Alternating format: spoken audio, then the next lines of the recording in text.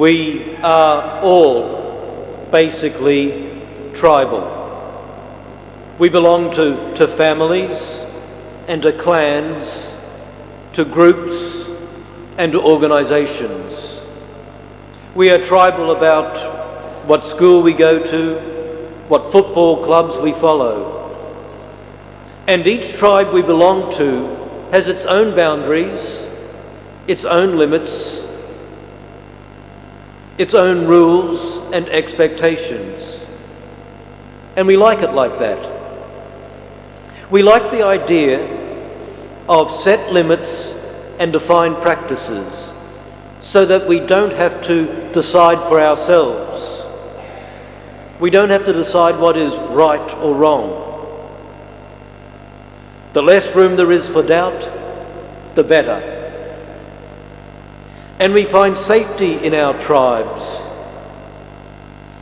We know where we stand.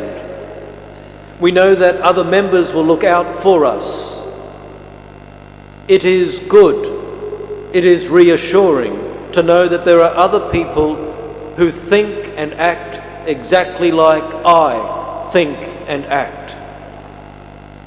And we can become pretty defensive about our tribe as well. We believe that we've got it right.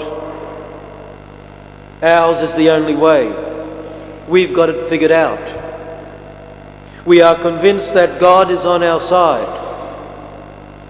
We can't imagine anyone not thinking or seeing the same way that we think, the same way that we act. Our tribe may be family. It may be social. It may be political. It may be economic. Or it may be religious. You are the 10 o'clock Sunday Mass tribe. Christianity is full of people who maintain that if you don't know Jesus the way I know Jesus, then you don't know Jesus at all. And if you don't know Jesus the way I or we know Jesus, then God's not on your side. Don't waste your time. So what happens is that we refuse to open our tribe up to include others. You can become part of us, but only on our terms. Compassion and betrayal are seen as betrayal of our clan. In fact, my sense of righteousness gives me permission to ridicule you, to dismiss you, even to bully you. If only everyone was part of our tribe, how much better off we would all be. Now, into this tribal thinking comes the Canaanite woman of this morning's gospel.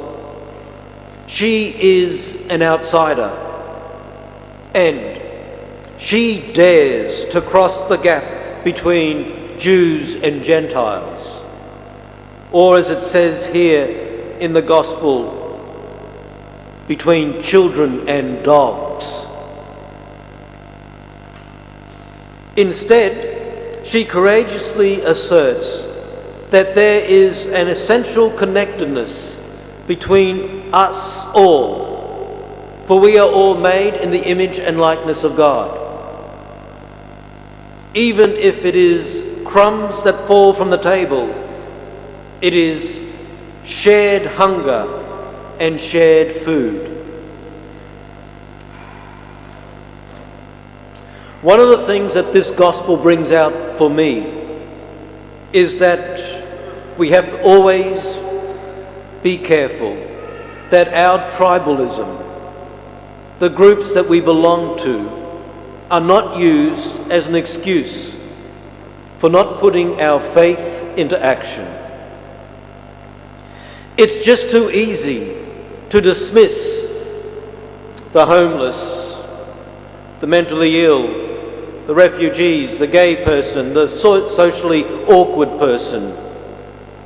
And because they are not like us, not part of our tribe, write them off as not worthy of our attention or concern.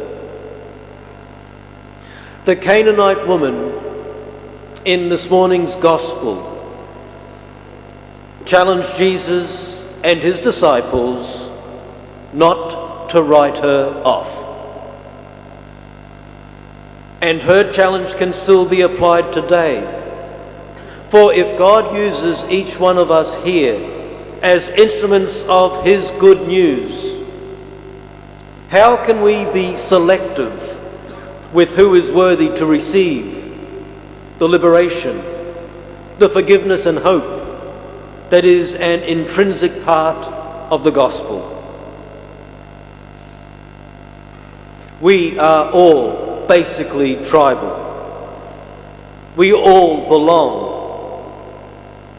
Let us not use the cozy safety of belonging as an excuse for this coming week excluding or not responding to another person who is, after all, like us, made in the image and likeness of God.